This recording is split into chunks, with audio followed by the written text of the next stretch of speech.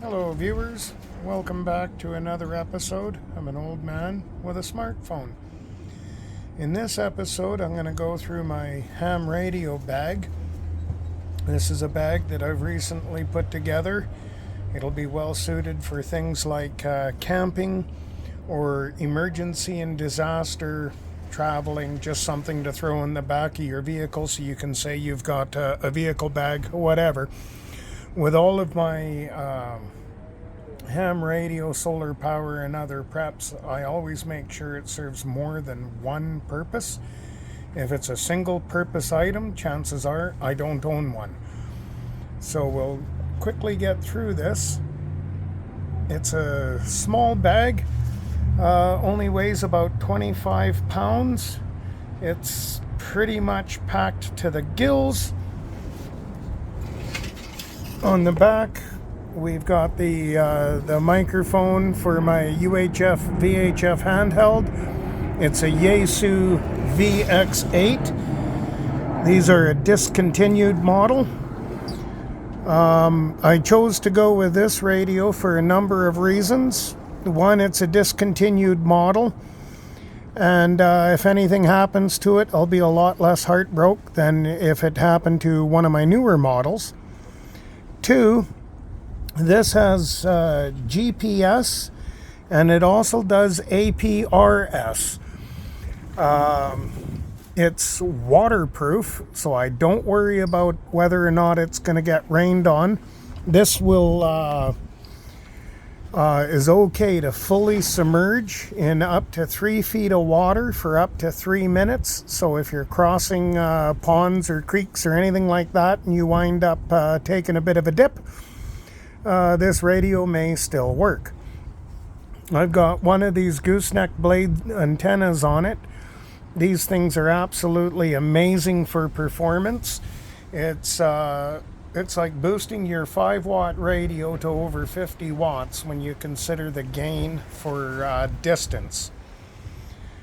Moving into the very back, on the side here for the radio inside the bag, I have another gooseneck blade antenna that just kind of folds right over the bag. And that stays out of the way. I can pull it out and put it on whenever I want. In the back here, we have the Wolf Rivers 80-meter coil. And I've got it marked a few spots for where it's been resonant, but all of that's going to change. The other item we have is a Chameleon SS 25. This is not the 17-foot extending, it's the 25-foot extending. And I think that's all I jammed back here. That is. Moving to the front of the bag. In this first pocket, I have my various wires and for plugging in both the handheld as well as the radio inside we'll get to. I've got some comms connection wires, and the only other thing in here is the Matt Tune 705 antenna tuner, which works brilliantly with the ICOM 705 radio. So that completes this pouch. In the main pouch, I've got the IC705. Try and get all of this zipped down. I have an IC705 tucked away in there, and I have a TCB worthy 30 amp hour battery. It's a LiPo 4 battery.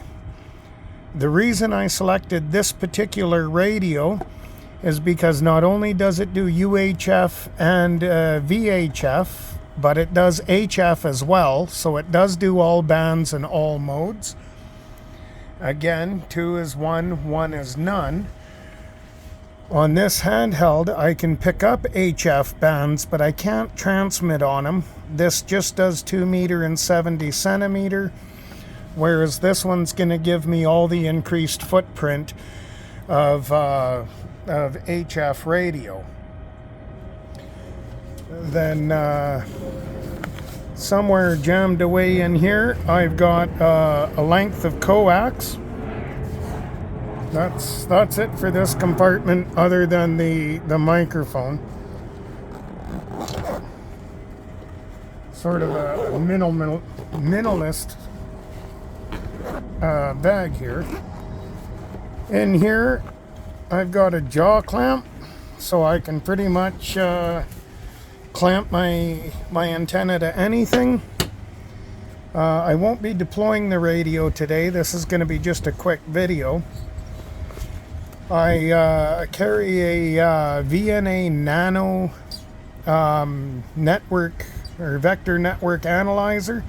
It really helps with tuning the antenna. And then in the front pouch is just coax, counterpoise.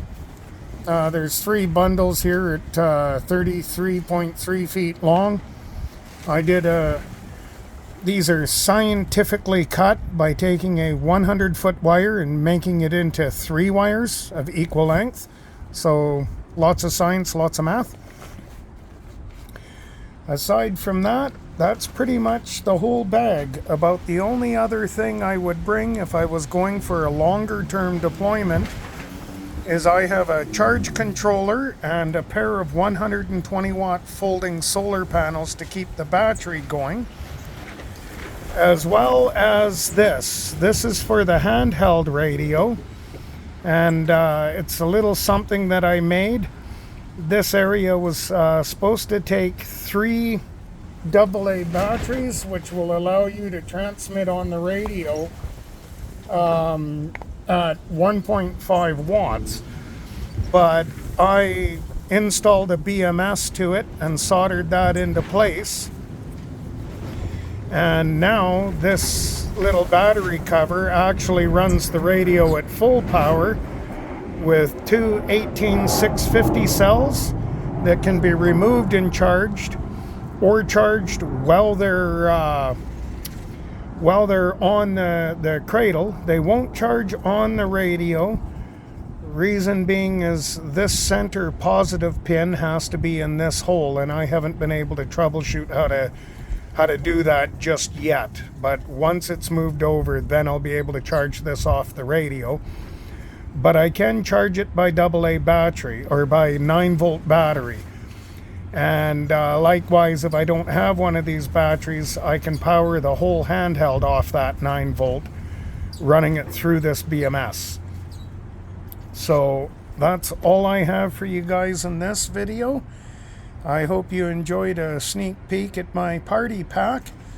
And maybe you have a radio go kit of your own that you use for soda, POTA, emergency adventure, or whatever other reason you can come up with to use it. I hope you're all getting out there with your equipment, making lots of contacts, having a great time, making sure your equipment's going to work when you need it. Do hit me up in the comments, touch all this stuff, it's always fun. And we will catch you guys on the next one. Thank you for watching. Hope you enjoyed.